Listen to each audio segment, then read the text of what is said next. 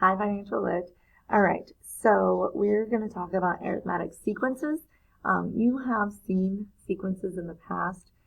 In your algebra classes, you would have seen them as a linear model. So typically, we would see tables where we're adding something or subtracting something but it would just be with adding and subtracting from one term to the next. So in finances, people typically will collect coins and put them in a jar at the end of the day. I know that we have like a vacation jar and I put that in there. You could put money in there. So a sequence would be someone who does like, I put $1.50 each morning and then $1 and then I could put that in every morning. So I always come home with $1 to $1.50 and each day that I put that in there, I would put that number as part of the sequence. Here's an example on here where Tom's English grades are 93, 85, and so on, and that list of numbers would be the sequence. So they have two different kinds of sequences. We have infinite, and that's what we're talking about here. And an infinite sequence is something that goes on forever. So when you see that, you will see this example right here where it says 3, 6, 12.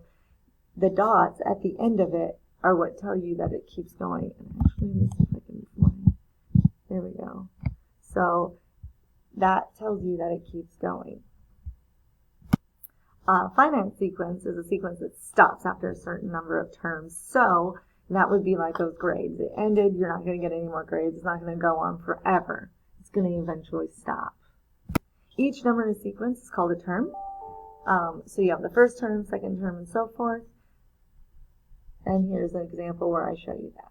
So when we're specifically talking about arithmetic sequences, we're talking about adding numbers. So right here is an example. We have 1, 4, 7, 10, and 13.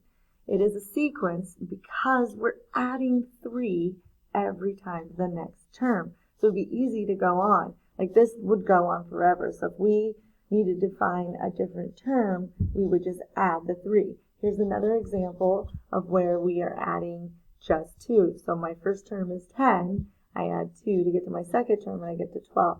So this will go on forever.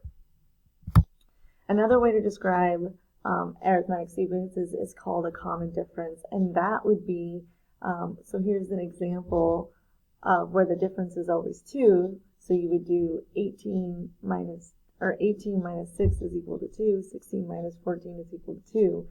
And that number that's being subtracted each time to get to the next term, that is the difference. Okay, so here is some examples of the common difference. So if the common difference of an arithmetic sequence is 6, that means that 6 is being added each time to the next term. But if the common difference is negative 5, then that means you're subtracting 5 to get to the each next term. So that would be like when we were looking at linear equations, every time we added 6, we would have something that goes up. And if we had a negative, our slope was negative, that negative 5, it would go down minus 5. So when you're dealing with stuff like that and you're trying to figure out your next term, you need to be careful about how it is growing or decreasing. So how we can figure that out is we can take any 2 consecutive terms and subtract them to figure out what the common difference is. So in this example, we took 26 minus 19 to go backwards. That meant that it was 7. So if we look at that, to get from 19 to 26, we would need to add 7. Okay, so now we're going to talk about how the notation works for terms of a sequence. We use subscripts to let us know what the term we're talking about. So when we look at this example on the screen, I have A4. Well, that is going to equal the 4th term.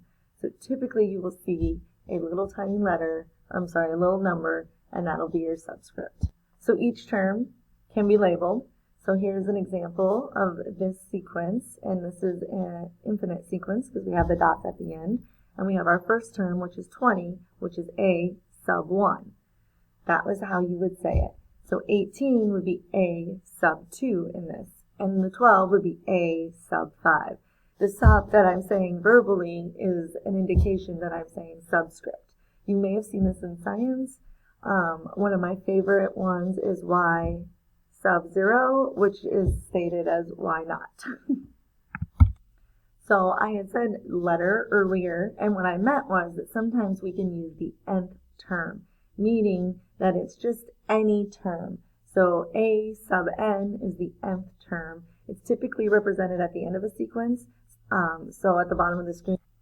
So I had said sometimes the subscript can be a letter, and I said that earlier, and what I was talking about is the nth term, which is any term. It's a generic term saying in this sequence, the nth term. So a sub n equals the nth term. And then it can be represented in a sequence, as you can see at the below of the screen. So this was just a quick introduction into sequences. We will get more into this next week as we start learning a little bit more about our savings and how that works, and we're going to learn how to write formulas. But for now, I just wanted to get this in, and I will see you later this week.